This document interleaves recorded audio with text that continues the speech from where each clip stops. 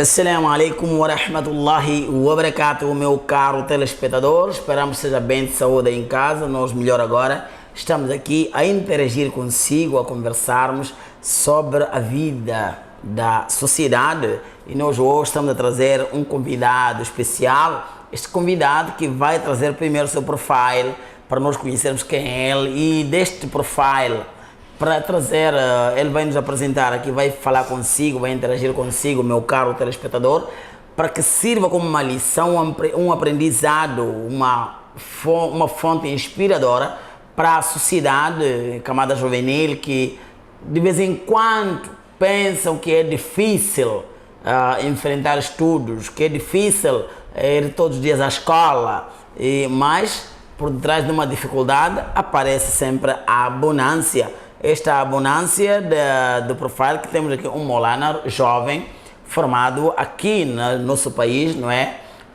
Que está a militar islamicamente em várias esferas. Muita gente já consumiram suas informações, informações essas sábias, educativas, que nós hoje vamos ouvir ele, esse bicho de aprendizado, onde que trouxe. Mas antes que ele fale, Maulana, dê seu nome ao meu caro telespectador ali em casa, quem é seu nome, onde é que nasces, até nós chegarmos a outros patamares. Assalamu alaikum wa rahmatullahi wa barakatuh. Jazakumullah khairan pela oportunidade. E dizer, meu nome é Usman Abdul Rashid. Nascido na vila de Marromeu, mas cresci cá na Beira. Eu estou há muitos anos cá na Beira. Na vila de Marromeu é um povo que fala cena. Claro, claro. Parece haver aqui um paradoxo, uma cena muçulmana e Maulana. É complicado isso, né?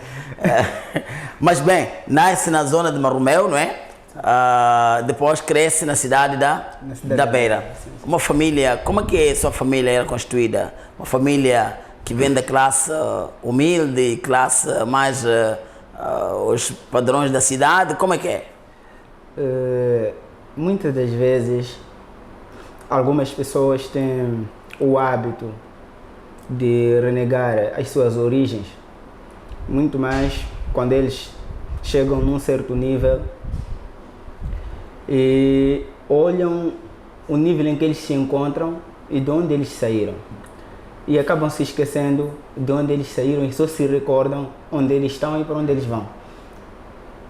Praticamente isso não é correto, que normalmente, se a pessoa não sabe de onde ele saiu, então nunca saberá de onde ele vai. De onde ele vai, isso é verdade. Se não sabe de onde ele saiu, sim, também... Nunca vai ter um rumo para frente, porque ele não tem uma história para contar. Não tem. Agora, nasce no Marromeu, vem para a cidade da Beira, onde cresce. Onde começou os seus estudos? Os meus estudos começaram mesmo cá na Beira. Estamos a falar dos estudos seculares. Os estudos seculares, os estudos islâmicos também. Começaram cá na Beira mesmo. Quando nós chegamos cá, as nossas condições não eram daquelas condições que, tendo em conta o tempo em que se encontrávamos, que os meus pais saíram de Marromeu para cá por busca de oportunidades, melhores condições de vida. Então, o meu pai teve que tomar esta decisão. Primeiramente, ele veio cá na Beira sozinho.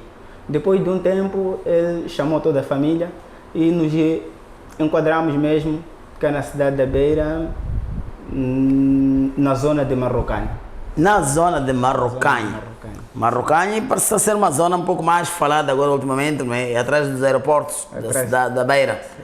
Agora, primeiro, seus estudos começam lá também. Claro. Começam lá.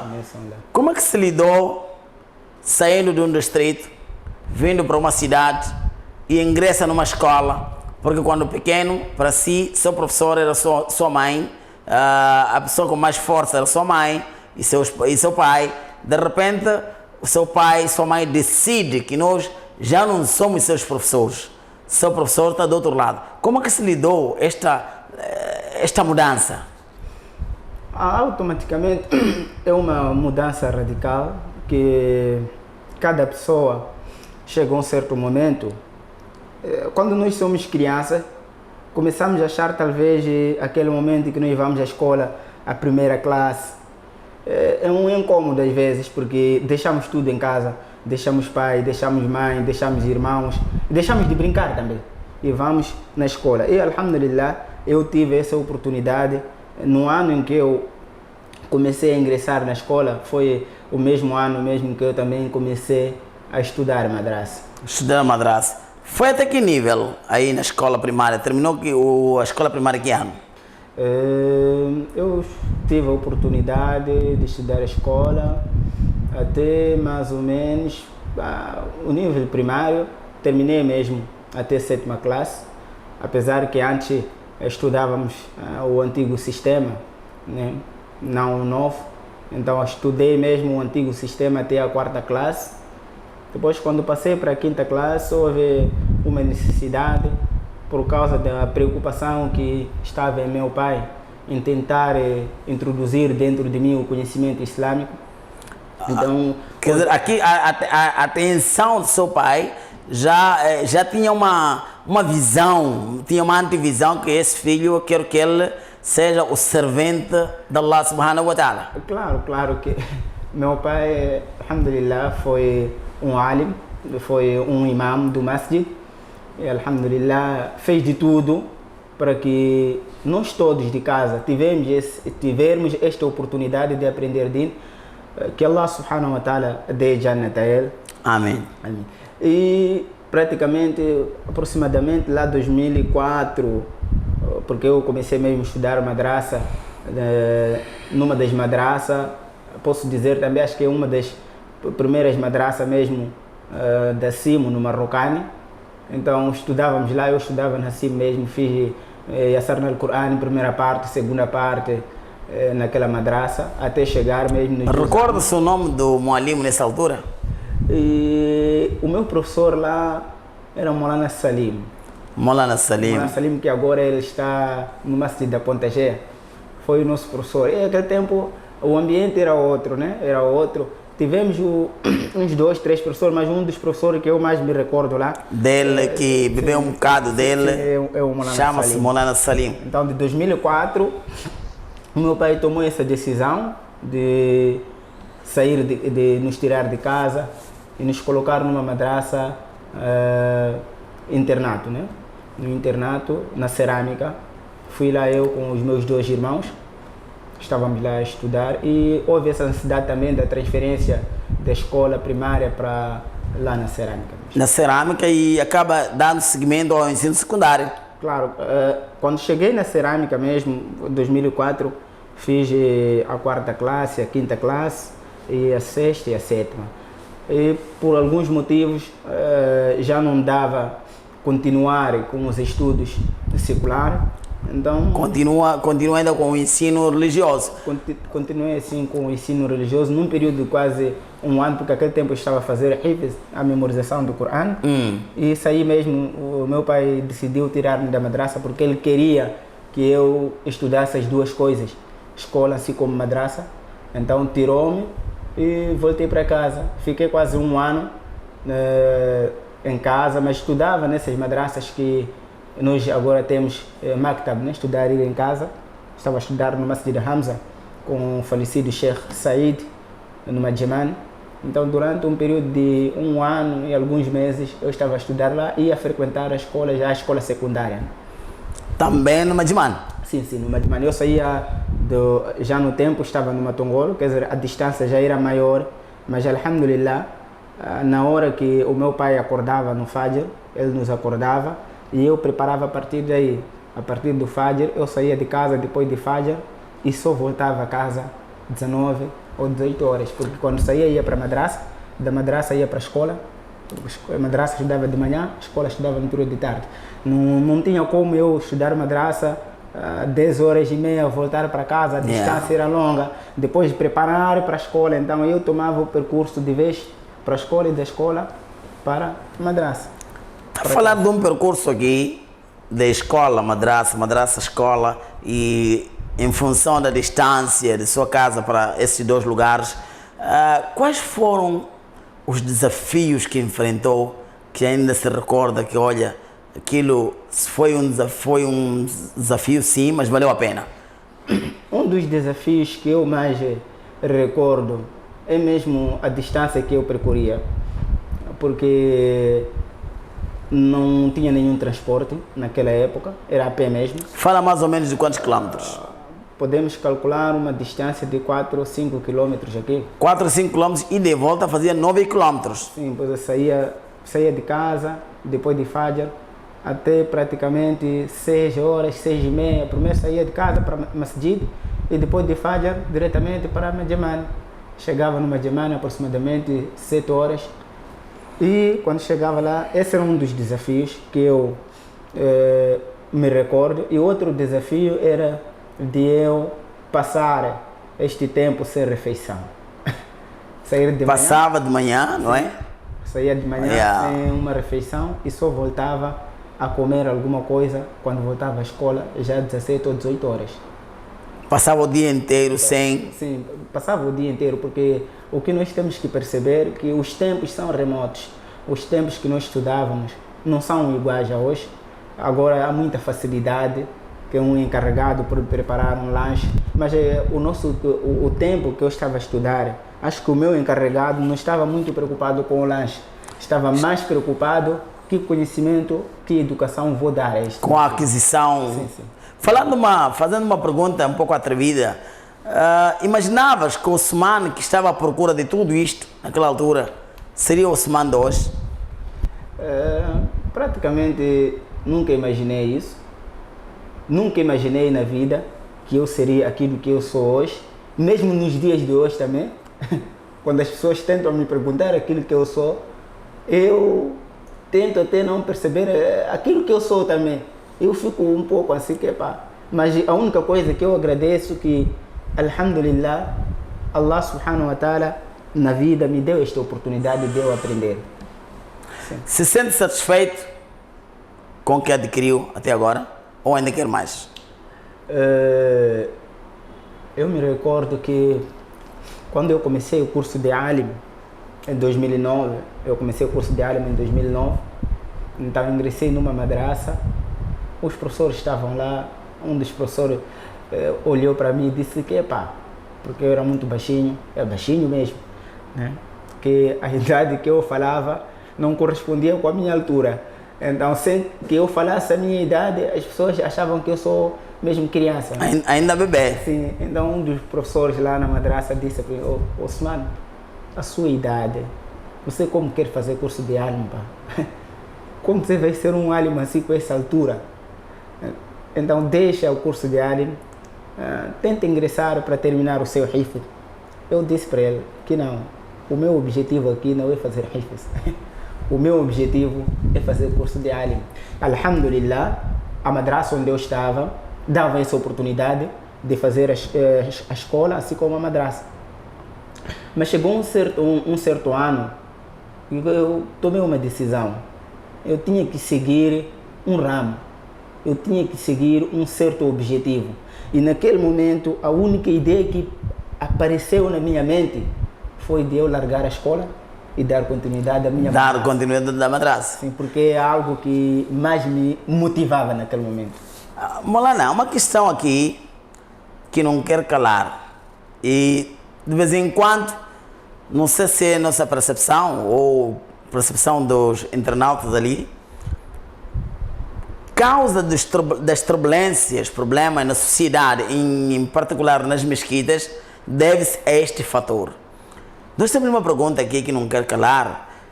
Se são iguais aqueles que sabem com aqueles que não sabem? Se são iguais, pode dar seu argumento. Se não são iguais, também dê seu argumento. Praticamente, é a certeza absoluta, todo mundo sabe qual é a resposta. Allah subhanahu wa ta'ala diz no Corão também: "Qul hal yastawi alladhina ya'lamuna wal ladhina la ya'lamun?" Muhammad, diga a eles, procure saber deles. Será que são iguais aquele que sabe e aquele que não sabe? Não, não são iguais, nunca serão. Quem sabe é porque sabe. E quem não sabe tem que aceitar que não sabe para aprender. Aquele que não sabe, Sim. tem que aceitar que não sabe, Sim, tem que aceitar para poder aprender. Ele não sabe, enquanto ele achar que sabe, enquanto ele não sabe nada, nunca vai aprender. Enquanto achar que sabe ou que não sabe, Sim. Ele então nunca vai aprender. é doente. Tem que ser doente. Essa é uma grande doença. Ele não sabe e não sabe que não sabe. Sim, não, ele não sabe e pensa que ele sabe. Sim, sim. Ele não sabe, pensa que sabe. Sim. Este É uma doença. é preocupante. É uma doença que maior parte, se nós formos a ver, até os muçulmanos mesmo têm este problema. Ouviu dizer alguma coisa, ele não tem certeza daquilo que ele ouviu dizer. Quando nós tratamos de conhecimento de dino, mesmo seja também conhecimento secular, aqui há duas coisas para nós podermos definir quem sabe e quem não sabe. Eu posso trazer aqui o exemplo de esperteza e conhecimento. Muitos daqueles que são espertos pensam que são conhecedores. Confundem a esperteza E o conhecimento. com o conhecimento. Sim. Sim, sim. E é por isso, sendo eles espertos, não querem aprender. Pensam que já têm conhecimento. Não, eles só têm esperteza. Não tem conhecimento. Não tem conhecimento. Então, eles têm que baixar a esperteza deles, se redimir e... Ou a esperteza lhe diz que você não pode baixar. Ainda continua de pé. O problema dos espertos é esse. É que enquanto eles continuarem espertos, acham que sabem. E há alguma outra diferença do conhecimento e sabedoria? Claro que há diferença. Conhecimento, muita gente tem conhecimento, porque conhecimento aprende-se. Sabedoria não. A sabedoria é algo que Allah subhanahu wa ta'ala coloca Unge no ser humano. no ser humano. Isto é sabedoria. Sim, isso é sabedoria. Então, conhecimento, todos nós procuramos conhecimento. Você pode ser um sábio enquanto não tem conhecimento. Não, praticamente... Diríamos isso? Não. O conhecimento, quer dizer, o conhecimento é uma coisa, a sabedoria é outra coisa. Mas todo aquele que é sábio, ele tem conhecimento. Tem conhecimento. Mas nem todo que é conhecedor é sábio. Sim, sim. Sim. É verdade. Isso é claro. Nem todo aquele Meu que... caro telespectador, estamos aqui a fazer uma conversa muito forte com Maulana Osman, a nos interpretar aqui esses fenômenos todos, esperteza, sabedoria e conhecimento, e esperamos que partilhamos consigo. Se tiver alguma pergunta, lance para Maulana Osman no próximo programa. Ele, de certeza absoluta, vai ter acesso às suas perguntas e ele vai responder. E não só também, se puder trabalhar, dar o seu like, dar seu comentário sobre em torno da conversa de Maulana Osman que está-nos a trazer aqui. Então nós gostaríamos que tu participasse ativamente neste debate que o Maulana Osman está a levantar aqui. Ele está a trazer aqui um conceito de esperteza, conhecimento, sabedoria. Nem todo esperto é sábio, nem todo esperto tem conhecimento. E ele ainda avança mais, onde ele diz que há quem pensa que sabe ou que não sabe. Então é preocupante, por causa da esperteza ele acaba pensando que sabe alguma coisa. Agora, se no Islã existe isso, nós temos visto nas mesquitas, por exemplo, alguém tem que ditar as leis ao imam. E ele, quando vem, sai de onde sai, tem algum valor na sociedade, ele pensa que o imam é quem tem que acatar seu regulamento. Mas o imam tem conhecimento que ele não sabe ler o Corão. Tem conhecimento que não tem sabedoria ou não tem matéria para a qual ele está a inquirir ao imam. Se o imam aceitar este senhor, cair nesta fita dele, quem fica aqui não conhece, quem fica atrasado na matéria é quem não sabe aqui, é o imam ou é ele? Primeiro, eu gostaria aqui de trazer um dos versículos que Allah subhanahu wa ta'ala diz no Surah Tauba. Ele diz o seguinte: Allah subhanahu wa ta'ala diz: Innama ya'muru masajid Allah man amana billah. Primeira condição: se nós queremos alguma liderança no masjid, temos que procurar pessoas que têm, no mínimo, o iman. Innama إنما يأمر مساجد الله من آمن بالله. Man amana billah. Quer dizer, tem que ter imã. E um dos desastres que nós temos, nós vamos ver as nossas lideranças do masjid.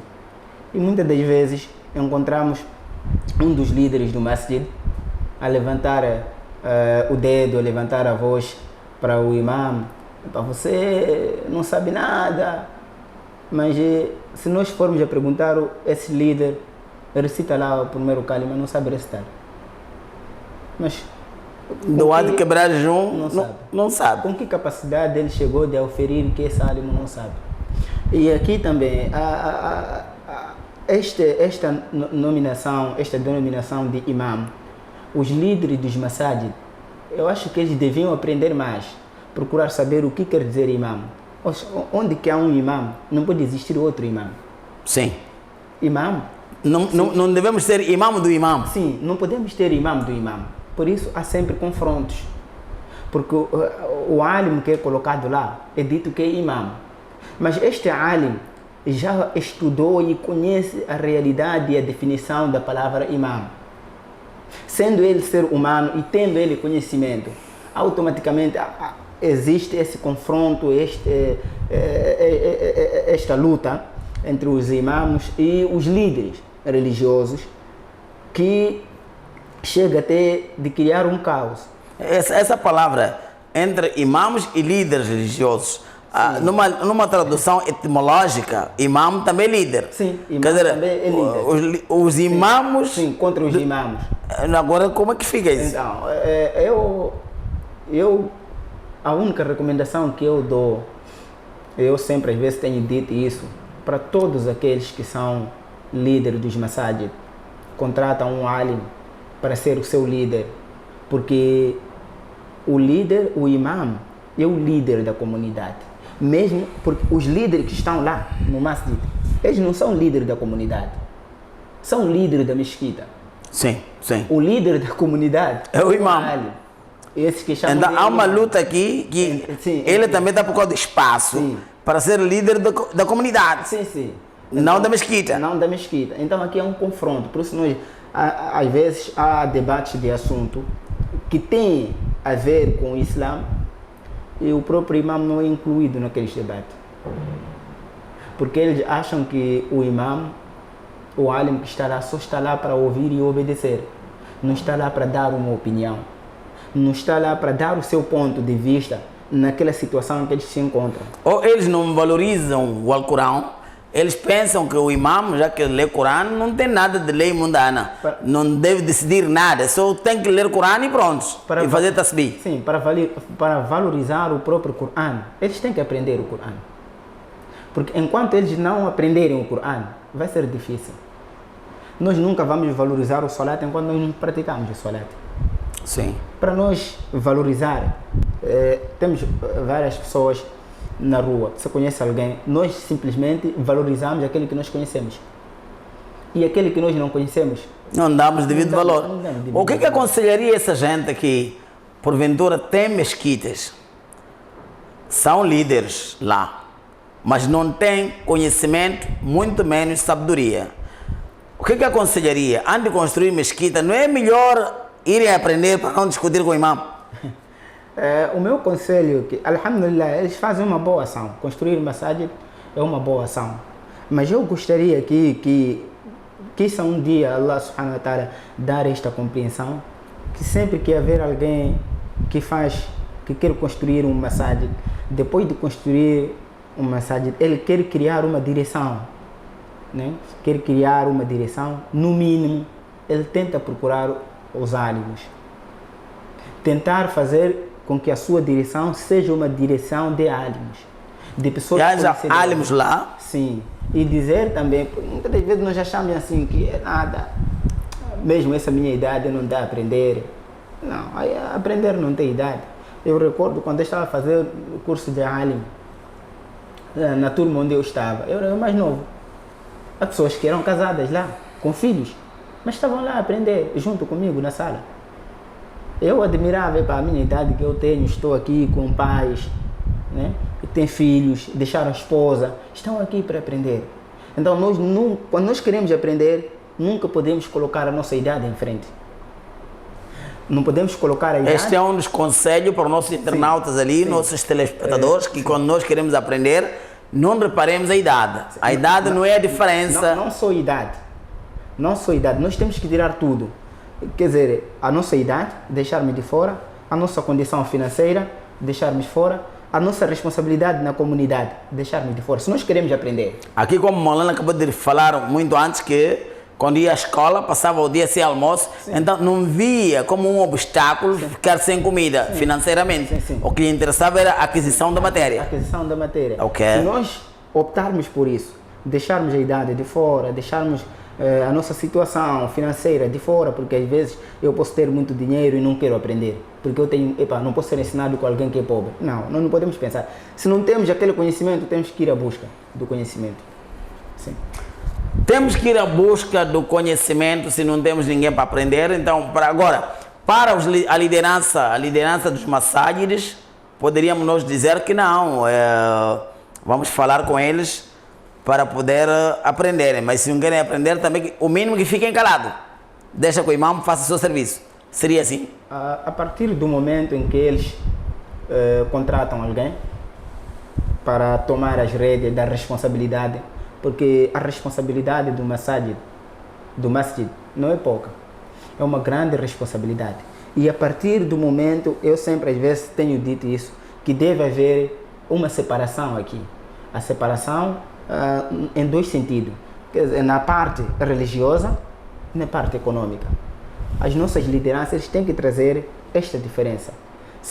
Em termos de questões de din, se eles contrataram alguém que eles acham que este é o conhecedor de din, então que deixem ele tomar a responsabilidade e implementar o seu din. A menos que ele esteja a fazer algo fora do rumo do Islã.